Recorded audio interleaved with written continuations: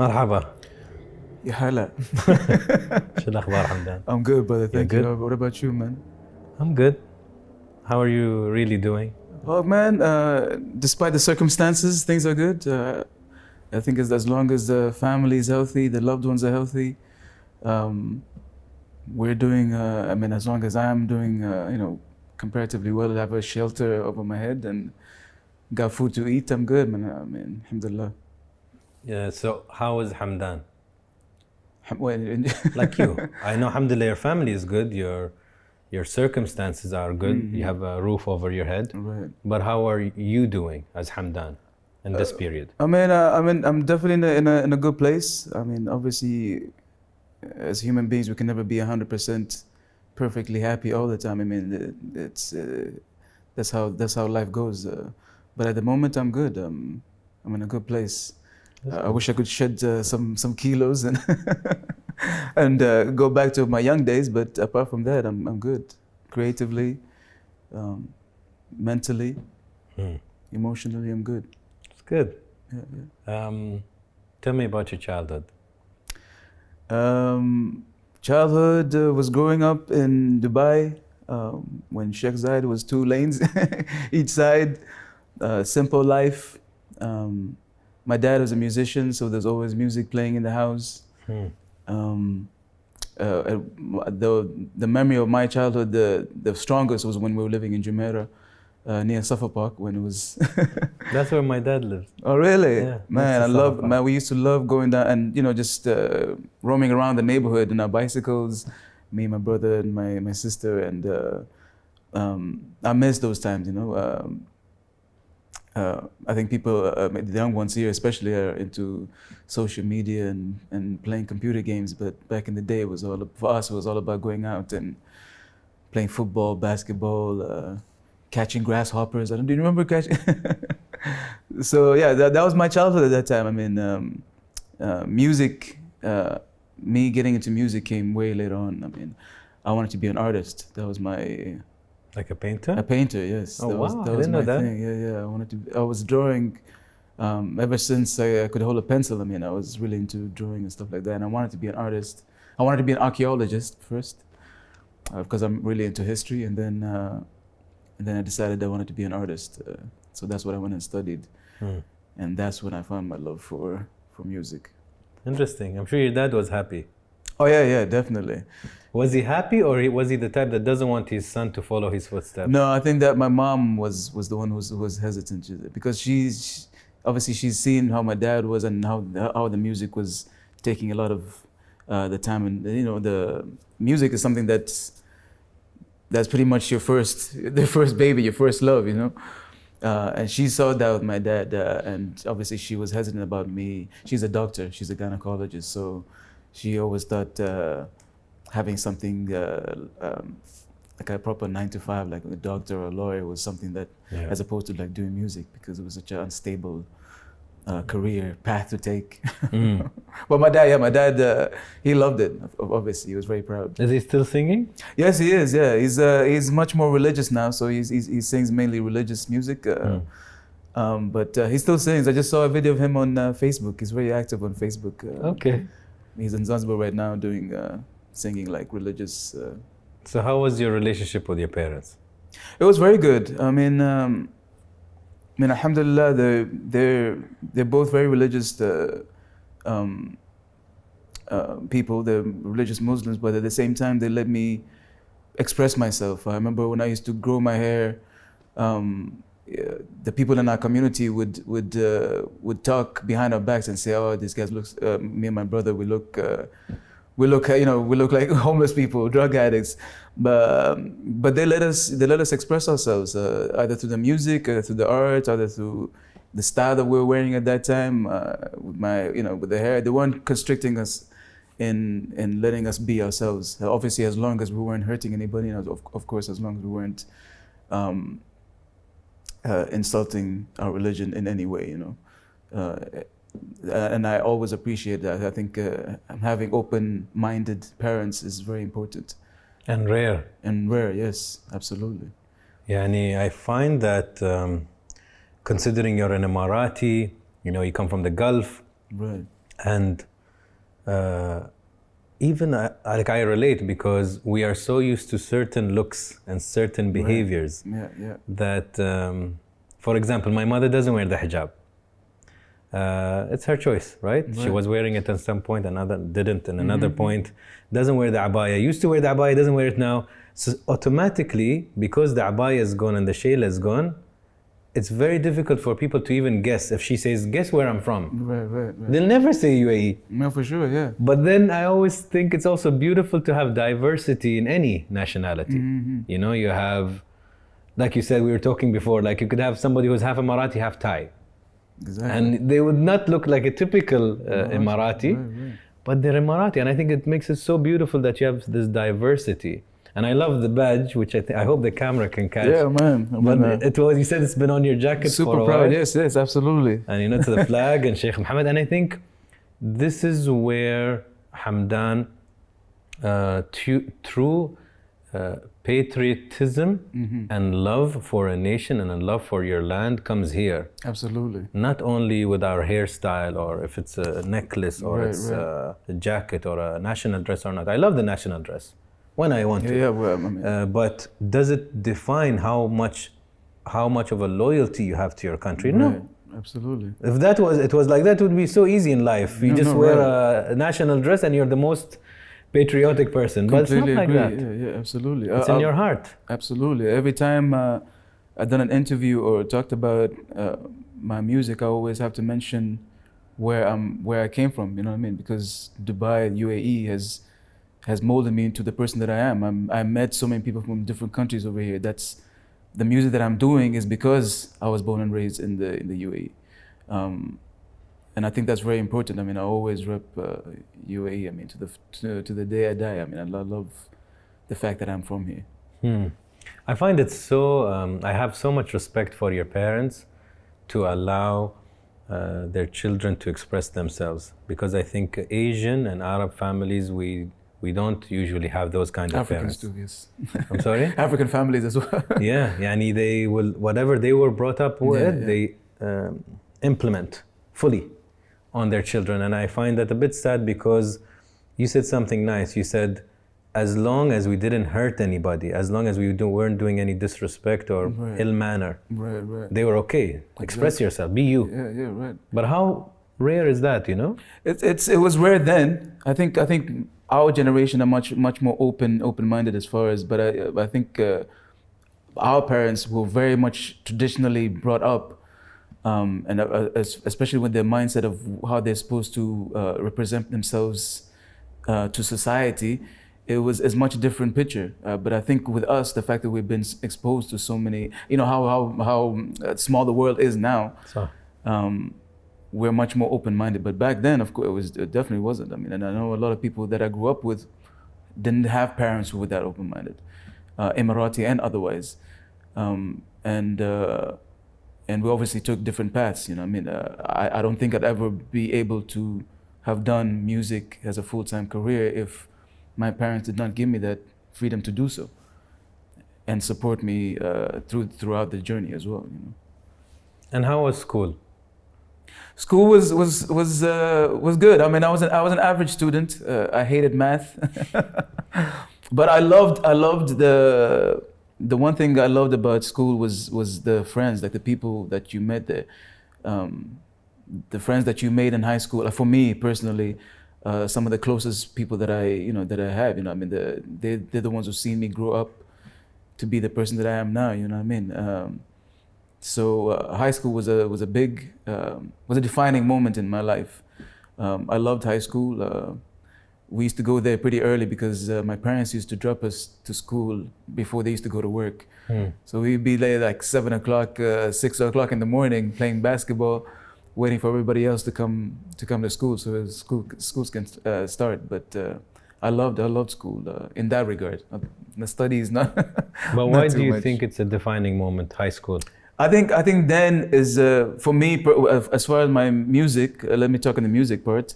I remember I used to sing in class, math class specifically, because Because you're bored. Because I was bored. And I remember my classmate at that time, he was like, man, you have a decent voice. Like, why don't you join the music club? You have a pretty decent voice. And I was like, man, I mean, everybody sings, you know. I mean, I just assumed everybody could hold a note and sing. So I joined the music club, and at that time I was, I mean, to this day I still am. I'm a huge Michael Jackson fan, and one of the songs that came out is "You Are Not Alone" from his History album. So I used to sing that one, and people thought I sounded like him, and it got me. I mean, it got me well known in school. Everybody thought I was that Michael Jackson kid in school. So in that regard, it was amazing, you know, because for me, it pointed the fact that maybe I can take music seriously and do this with the art at that time. And then obviously music took over that creative side. But as a human being, I mean, again, it comes down to the fact that I had friends from all over the place. I mean, Shafat is mainly a Lebanese school, but there were people from everywhere. I used to love hanging out during recess and just you know, learning about people's cultures and joking around. You know what I mean? You know how school was back in the day. You know, and I think that for me, there was. I think if I didn't have that, I wouldn't be. You know, coming back to my parents is the fact that you're always open-minded to people's cultures and people's ways of life. You always gotta learn how they live their life, how they eat, what foods they eat, what traditions they have. Some things that we might not be doing that they might be doing. You know what I mean? So I was always open-minded as far as that is concerned as well. So being exposed to that as well in school definitely opened my mind to be accepting to people, whatever culture, whatever country they're from. You said that, or I feel that high school was the first moment you're like, okay, I have something. Yeah, right. Like you get that confidence. No, absolutely. It's not just anything. Yes, absolutely. It's so important. I mean, obviously I had the art. I mean, I was drawing at that time, but the music for me, like it was an instant. You get an instant response. As soon as you sing, people respond, whether they like it or they don't like it. With the art, you gotta exhibit it and draw it out. But with music, it's instant. No, yeah, that's true. Yeah. You studied in Miami, right? I did, yes. Why did you come back considering music and art, and especially English music and your style, which is also not pop, it's more maybe soulful. Right. Why wouldn't you stay there? Because that's more established. Why would you come back? I loved being in Miami. It was an amazing experience. But at that time, I was like really young, and I was still. I didn't really know. I had a music manager there when I was in Miami. I found a guy who was willing to manage me and see if I can break through in the music industry in the States. But it's hard, man. I mean, it's competitive. It's super competitive. At that time, I didn't know what I wanted to do. I wanted to be an artist at that time. I was telling you I wanted to be a painter, and that's what I went and studied for. So I had this conflict of interest as what I wanted to do. And I was still kind of exploring my creative juices, basically. I joined an experimental band when I was there. I joined a rock band when I was there. And then for me, it was the fact that at one point I couldn't finish my studies because of the financial situation. I didn't have enough money to finish my studies, so I had to come back at that point. After that, I stayed in Dubai for a year, and then I decided to go to the UK and see if I can break through there. That was my second question, but yeah, you reached there. Yeah, so and not realizing. I mean, you know, when you're young, you're kind of naive and thinking, oh, I have the talent. I just go and sing, and I get a recording contract, and the rest is history. But it's not black and white. You know, you have to find the right people. You have to have the right manager, the right people directing you to the right situations. You know what I mean? And it's sometimes it's about luck as well. So yeah, I mean, I wasn't ready in both situations. So I came back, and at that point I decided to find a 9 to 5 or a few 9 to 5s. Yeah. And you did? I did, yeah. I did a few. I mean, I worked in a pretty well-known airlines. I worked in a well-known bank as well. I worked in Virgin Megastore. So you went through the rounds? I did, yes. But then you're like, this is not for me. Yeah. I mean, after Virgin, which was an amazing situation to be in. I mean, they were letting our president at that time, Nasreen. She knew about my music career at that time. I was about to break through, and she was like, "Do your music. Like, don't let your job here stop you from doing what you." So it was amazing having that support when I was there. You know? But yeah, I knew 9 to 5 was not for me. So you think luck has anything to do with success? I think it has a little bit to do. I think sometimes being in the right place at the right time. I think a mixture of luck, being in the right place at the right time, and having the right people. I think those three things would give you the success. I mean, what is success? I mean, success can be different things to different people. Yeah, very subjective. Exactly. Have you been lucky, you think, or unlucky? I have been, I think, a little bit of both.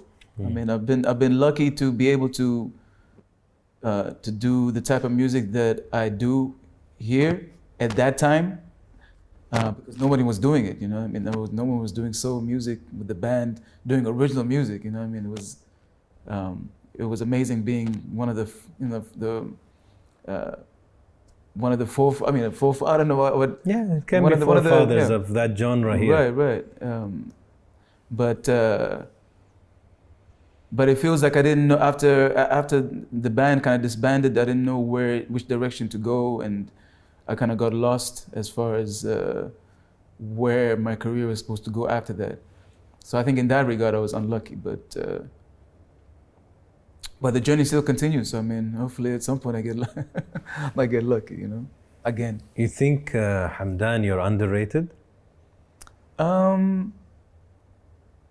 I think that's more of a question for people to say. I mean, I can never say I'm overrated or underrated. You know what I mean? Personal opinion, which I don't always share. Right. I think you're very talented, and definitely underrated. You know, when you see potential and you see talent, but then the marketing is maybe not there, or the projects, or the albums, or the recognition, it's still not there. You're like, no, there's much more that can fit in that in those music pants. Okay, you want to fit them, but I think not yet. Now the question is Hamdan ahead of his time because he's bringing a genre that nobody's used to?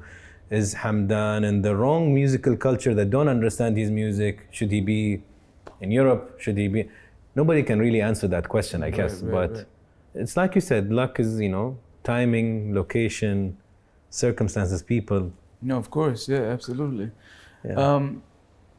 I think it was for me coming out at that time, and even inspiring one person, one Emirati, or one kid to pursue music as a career. For me, that is amazing. You know what I mean? For me, that's an accomplishment. The fact that one kid was like, "Oh, I saw him on TV, or I saw him performing somewhere, and he was amazing. I can do that. I can pursue music, or I can pursue art, or I can pursue fashion, or whatever it is." For me is an amazing. That for me is success as well. You know what I mean? I might not have all the awards or the recognition in the music industry, but for me, that inspiring a kid or inspiring a child to pursue music as a serious endeavor I think for me that's a success. Even inspiring one person. True. Success, and hopefully many more from this conversation. Hamdan, you've sang alongside very big names like Erykah Badu, Sade. I always confuse, is it Sade or Shade? I say Shade. Shade, right. Yeah. So I'm good. Kanye West, Sting, if I'm not mistaken. Yeah. Opened. Yeah. When you sing alongside these names that are big in that sector, do you look at them and think, what do they have that I don't? No, I actually think if they can do it, then I can do it. You know what I mean?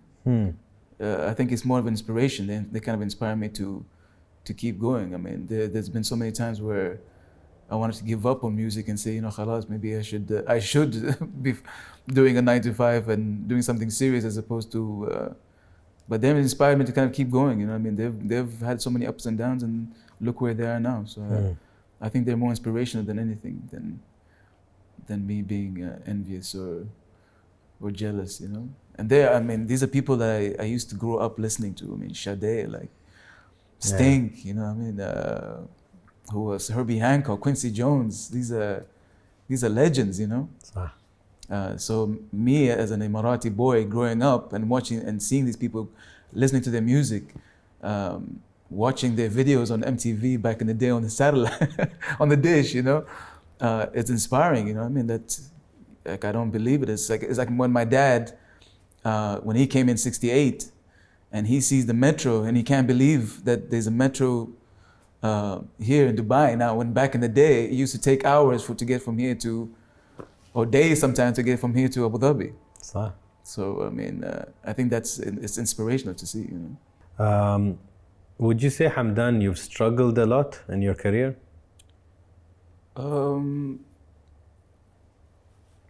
Honestly, I've been blessed.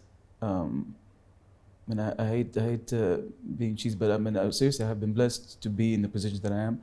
But saying that, I don't want to say that there haven't been times where it's been super tough, where maybe mentally, emotionally, I wasn't completely there. You know, as far as in order to pursue music or continue making music, there was times where I didn't have anything to express anymore creatively. I had a creative block where I didn't want to make music anymore. I didn't know what to write about. So there've been moments like that. But at the end of the day, I mean, I'm a human being. You have ups and downs. But overall, I think I've been super blessed to be given the talent first off, and then, you know, to be able to share it with people, man. It's been amazing. I love performing live because that's when I share energies with people. I mean, that's the perfect time. And you know, I get to do that as a full-time job. You know, I'm lucky. I meant I think for somebody who's watching and who's probably struggling with this dilemma, and I've seen a lot of talented artists, they don't know whether they should do music in Arabic or English, because Arabic is the typical route. Right. Easy, the audience gets it, you can become bigger quickly. Right. But a lot of them, their talent is in English, but then you always talk to them and they're always struggling whether they should switch to Arabic or stick to English. And to pay their bills and to actually build a career, it's a much harder journey if you're in an Arabic area to do music in English. It's just kind of against the grain. Right. So like how would you talk to those people that, because you stuck to your guns, I don't think you ever switched to Arabic. No, I've never done Arabic. Which is rare, huh? Because most people I've seen, they try different because they are struggling in the English. He'll try to go to Arabic, and then maybe he doesn't make it because he doesn't sound the same or his voice doesn't fit, and then he wants to go back to English. You've seen it, I'm sure, a lot. No, yeah, I have seen it. I mean, I think for me, I think where some artists have a dilemma is when they're switching to Arabic as a market, as a means to break through. I mean, if it's something that they genuinely wanted to do and they think, maybe singing in my native language is where I feel I belong, I think that's cool. But when it feels like when you're trying to do it as a marketing thing in order to break through, and then obviously coming back and doing whatever language you want to sing in, I think that's where they have the dilemma. For me, I always wanted to do music and sing in English because I was always thinking, I was always wanted to represent the UAE internationally, and I think the main language out in the world is English, where you reach the most, and that's what I've been singing from the beginning. I think I would be. I wouldn't be true to myself if I was forcing myself to sing in Arabic when that's not really where I started, And I think sometimes it shows with artists where it feels like they're not genuinely being themselves because they're forcing themselves to sing in a language that they're not particularly comfortable with. Correct. But for me, I always thought that's what I wanted to do, is represent the UAE internationally and sing, sing in the language, soul music, and sing it in English, because I don't think people would expect that coming from the UAE. Yeah, maybe. Are you insecure? I do have my moments, yes. I definitely have my moments. Insecure what? As overall, like as a human being? Yeah. Oh yeah. I definitely have my insecurities, absolutely. Sometimes I'm even thinking like, am I really? There are moments where I think somebody mentioned, he called it an imposter syndrome, where you think that, like me, I think I'm singing and I'm performing and I'm getting money from doing that. It's a career, but I just feel like one day people are gonna wake up and realize that I'm not as talented as as they think I am, So I'm always having those kind of doubts sometimes, where I'm unsure of my abilities as a performer and a singer and as an artist, where people might think I'm a phony, basically. So I think that insecurity I have, definitely. And insecurities as my physical being.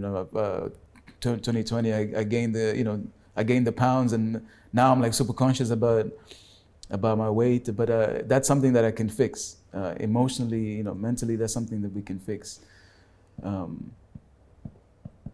But yeah, I definitely have those phases, for sure. You mentioned in an interview that you went through depression. Tell me about that. I think as an artist, I don't want to speak for all artists, but I think when you're an artist, when you're a creative human being, you're a little hypersensitive to things, and one of the the littlest thing can kind of bring you down, or bring you up to a euphoric level. And at one point, where rather than dealing with my problems or dealing with the things that I was going through, I would rather forget it and and either party or whatever I was doing at that time. And obviously that kind of piled up all the things that I was going through, and it all came crashing down at one time, and it put me in a really dark place for a very long time, where I wasn't doing music at all at one point. But then obviously I let go of all my vices that I had. I kind of had to face my my hardships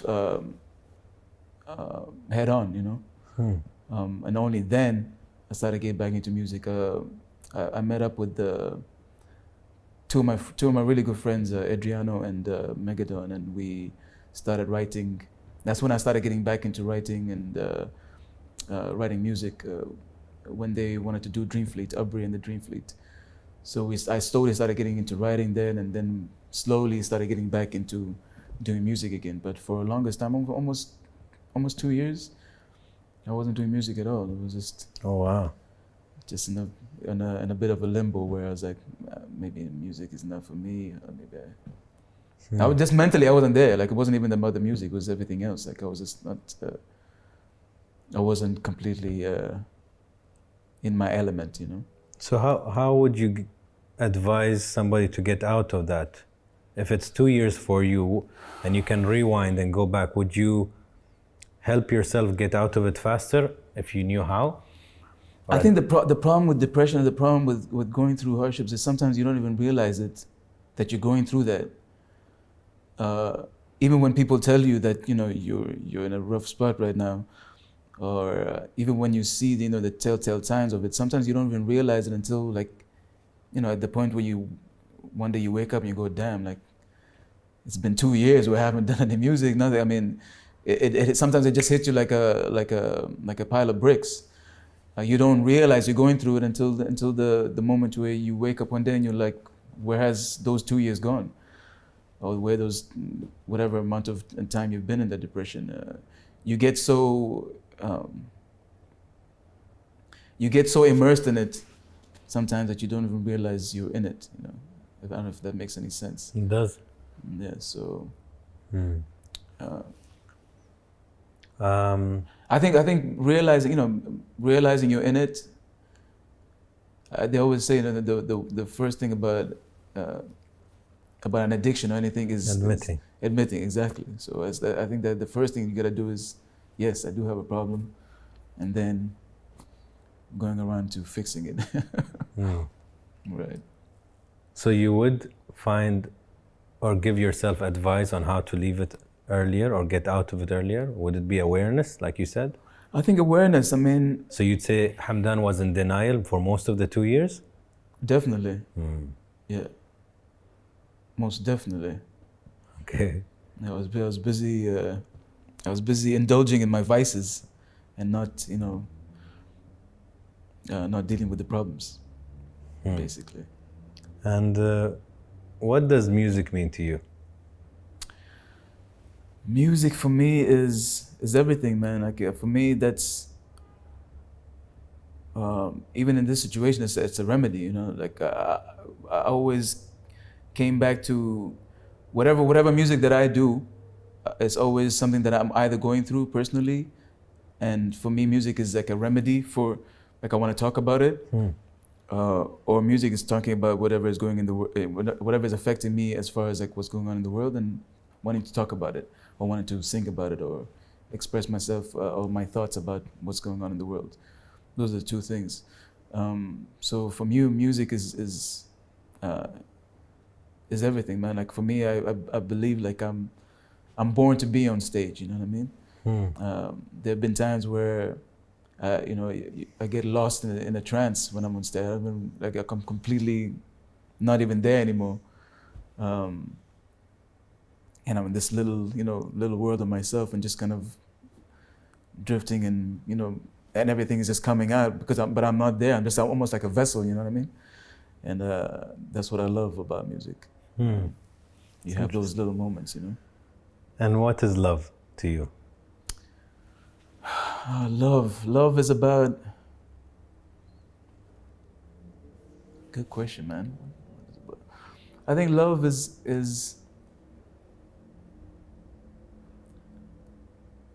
how much you can care for something or someone. Is how much you... I remember there's a saying, I think the Dalai Lama said one time, where love isn't about how it makes you feel, love is about how you make somebody else feel. You know what I mean? Like how... It's not about a selfish thing, it's about a selflessness, basically. It's about you giving yourself to somebody and making them happy as opposed to how much they make you happy. So always try to live off that. I think that's a great definition of love, where how much you can give yourself to either better or make somebody else loved or happy or a family, man. I think family is a huge... When you can contribute to family and make sure that they have a roof over their head, that they have all the love and direction and support that they need, that's love, man. That's love, I think. Okay. Yeah. What does the UAE mean to you? Man, UAE is everything. I told you from the beginning that this place molded me to who I am today. This is UAE. This is a result of being in the UAE. I love. Recently, I've been going to places like Hatta and Khurfa Khan and Fujair and stuff, because this is back in the day we used to go with the family, and so it's a lot of nostalgia, a lot of bringing back. I think when we get older, we kind of go back to the places that brought us the most joy. So those places specifically. But in general, man, like I just love the fact that I got to grow and develop and evolve with my country. I don't think there's many people in the world where they could grow with their country. Like I was born in '81, and things were still kind of developing, and then I think around the 2000s when things started taking off, and and I was growing with that. I'm sure you were as well. You know. Yeah, 81 too. Yeah, so it's beautiful to be able to grow with your country. I mean, I never thought of that. Yeah. It's nice. It's very true. It's rare. It's very rare. Yeah. Yeah, most countries are already established. Already established, exactly. And maybe hardly growing. Yeah. Do you think, Hamdan, everyone is creative? Yeah, I definitely. Yeah. I think everybody has a creative. I think some people would rather feed the rational side of themselves, because obviously there's an irrational, which is the creative side, and the rational, which is more the organizer and planned out. And but I think everybody has a bit of both.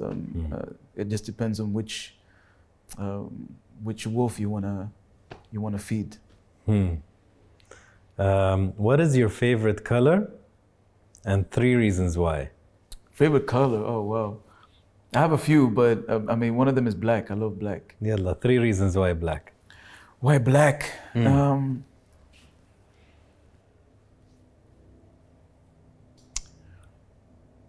don't know. I just love the way it looks. I mean, I love the extent. I think the fact that it's an absence of color is an amazing thing. You know, I'm a night person.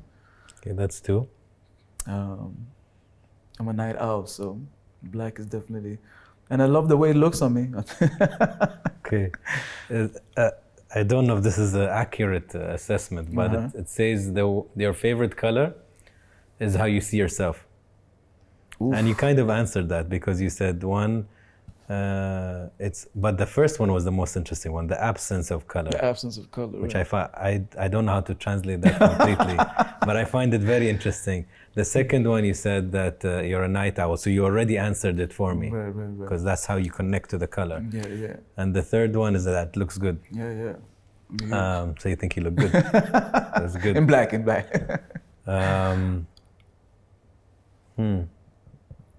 What are you afraid of? I think I'm afraid of dying and not accomplishing everything that I wanted to accomplish. Shit, that's mine, man. Oh, really? Yeah. Yeah, I think that's my way. I'm not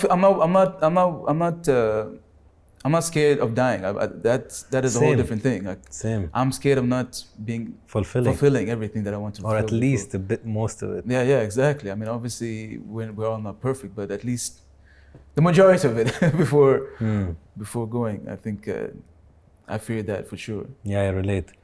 What makes you feel valuable?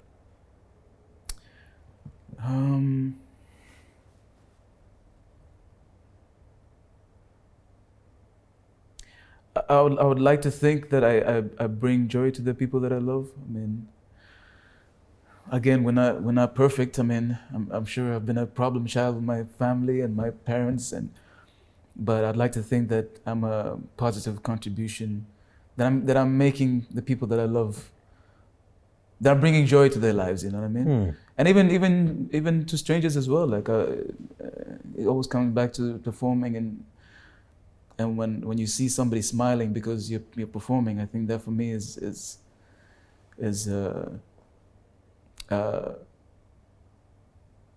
great. I mean, I love having that where somebody who has no idea what I do, I go on stage and perform, and it brings a smile to the face and said, "Yo, thank you so much for making my day," or "Thank you so much for expressing yourself. You made us happy." I mean, I think that for me is okay. Best moment in your life so far? Best moment in my life. Music. Anything.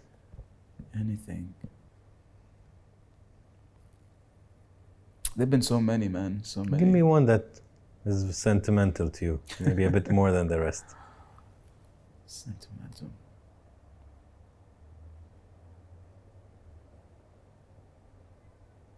I think when my mom came to see me perform, this was years ago. But I was performing in not this fridge. There was the fridge in La Cruz.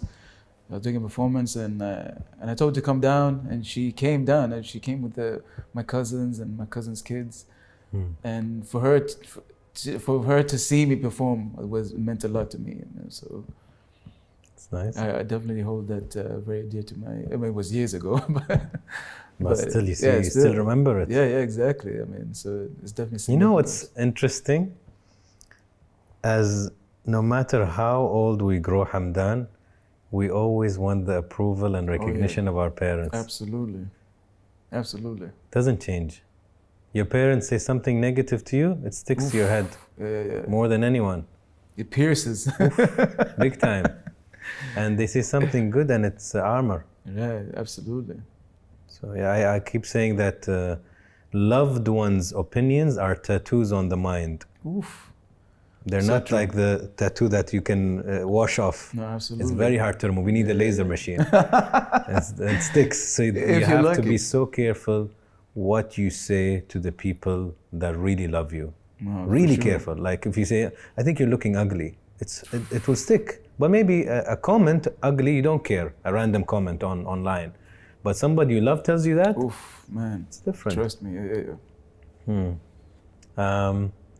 Worst moment in your life?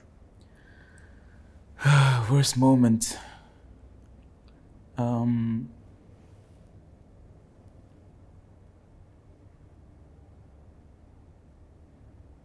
man. I think losing my grandparents. I think that was definitely both my grandfathers. They passed away before I was even born. But we grew up and were raised pretty much by grandmothers. My mom used to go to work and stuff like that. So losing them when I was maybe in my teens, that was tough, man. That was to this day. I mean, they were amazing, both of them. Nice. So yeah, to losing them, they were the first.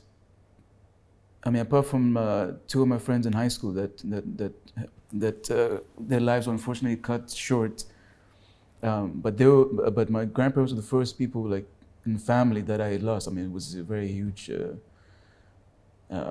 moment for me where you know, losing people that you have in your family, like that was that was super hard. Yeah, I can tell. Yeah, definitely. How did you react to that?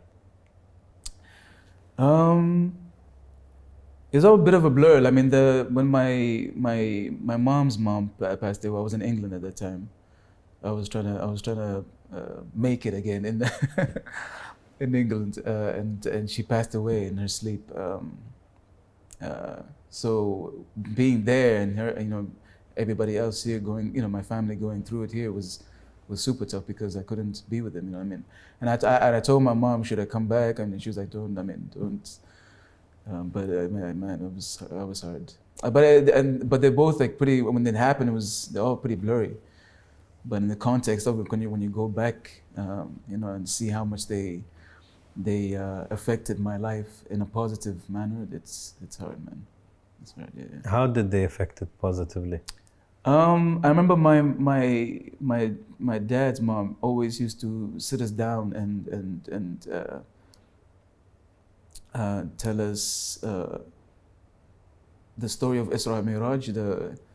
You know, every before Ramadan, she would tell us the story, and she'd always want like back massages. So we always used to walk on her back.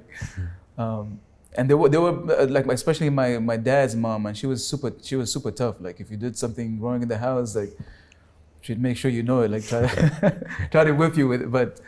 But you knew they loved you. You know what I mean? Like there was love there. Like so yeah, definitely. And the fact that they had you know, I didn't get to know my grandfathers, but they were in my life and stuff was very important, man. Yeah.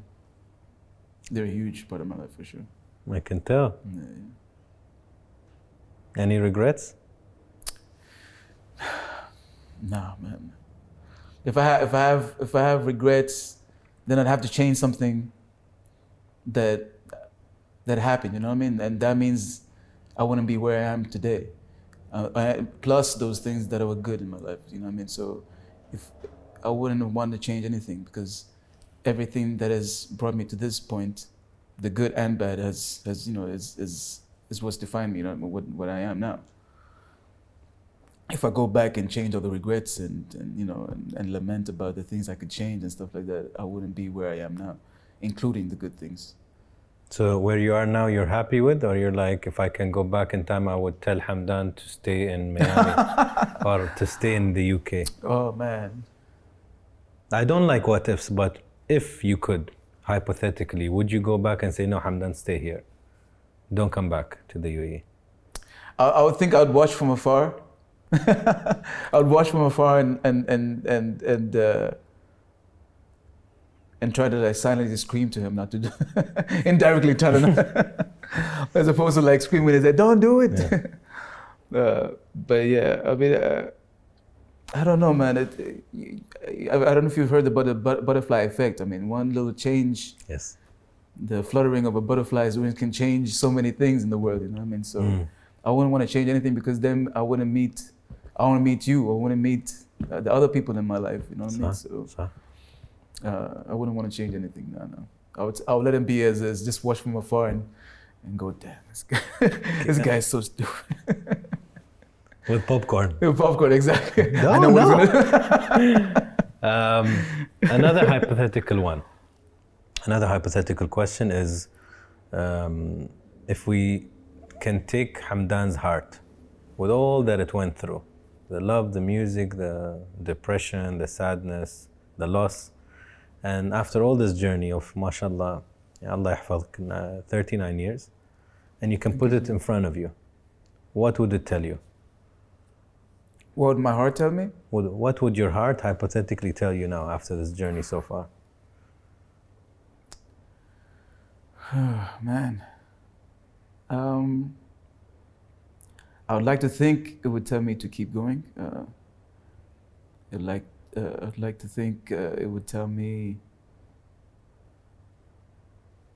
there's so much more that you haven't done yet.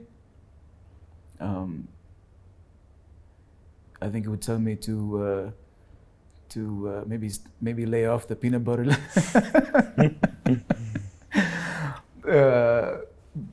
I would think it would tell me to fill it more with love than anything else. I think it would tell me to let go of of negative energies, of situations and people as well. And that's what I think I would like it to tell me. I think I would, maybe as well continue to be true to myself, regardless of what I might think sometimes. I think those things, yeah. Music in one word. Music in one, freedom. Hamdan in one word.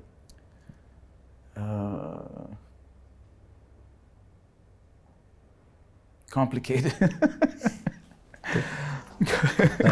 Thank you, man. Thank you. It was nice. Yeah.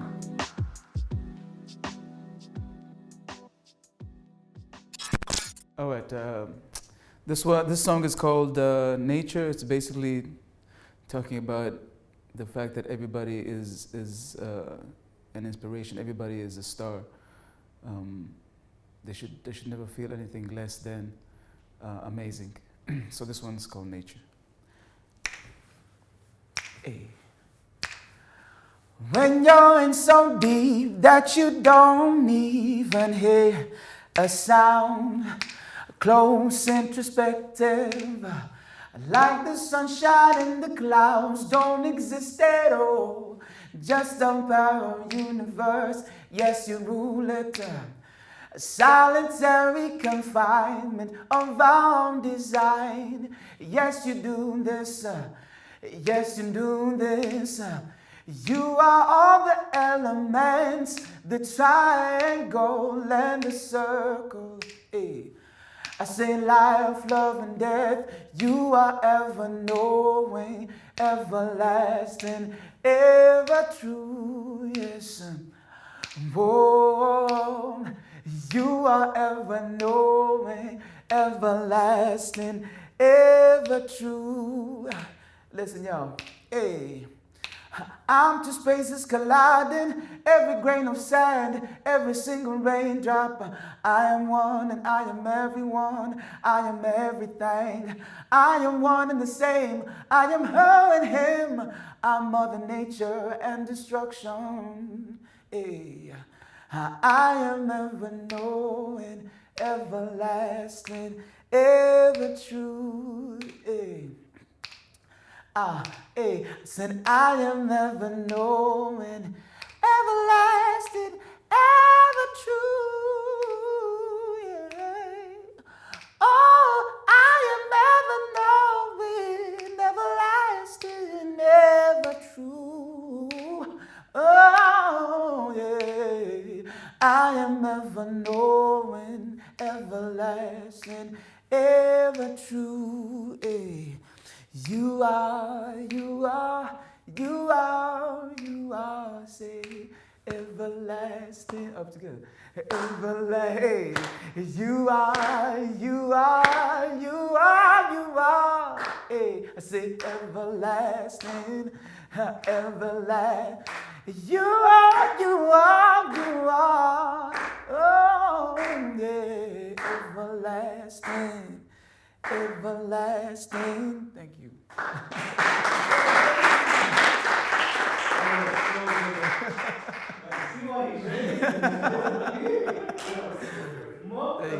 Thank you guys. Thank you, man.